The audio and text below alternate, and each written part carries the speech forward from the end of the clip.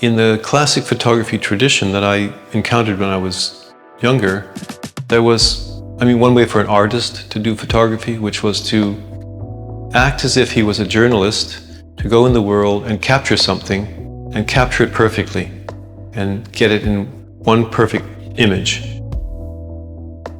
But it seemed to me there was other possibilities in photography, because what they were doing was excluding a lot of things that I was interested in, including a larger scale of picture and an openness to other approaches. So people who were making films, they had access to other dimensions of work. They could work with performers, for example. They could prepare things to get photographed in advance. They could make plans. They could use different devices, different equipment, and get different effects. So I liked that very much, and it seemed like it added a kind of freedom to the kind of work I'd like to do, I thought I wanted to do, which was kind of composing work.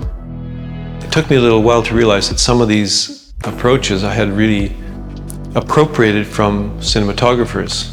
So I don't think that my work has any relation to cinema as such, but it has a relationship to the techniques that were used by the people who make the images in cinema. When I decided I wanted to make my pictures on the scale of tableau, that is on the scale of that resembled what paintings hanging on a wall look like, that is larger to whatever degree, and I wanted them to be in color for the most part, I needed to find a way to present them, to print them. And in the 70s, those options were limited. And of course, those days I was working with commercial laboratories, because that's the only people who had the equipment.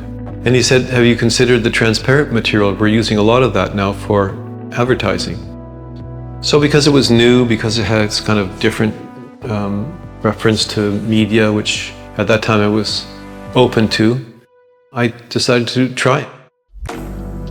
Painting over the centuries showed us that an image can be any size. A painted image can be any size. It can be gigantic on the wall of a cathedral, or something, it can be tiny. So that means that there's a complete openness on the question of scale. But only one scale is really objective. And that's the scale in which the picture shows objects at the same size they would be if they were standing outside the picture at the same distance from the camera. When you're looking at a picture at that scale, you feel like you can get very close to somebody, if there's a person, or an object for that matter, very close to them, whereas you can't in life, and you can observe them in a very intimate way. So I use it a lot when it seems appropriate. And when I feel that the picture wants that experience, I'll use that scale. Because I don't want all my pictures to be in life scale, I want all my pictures to be the right size for their subject.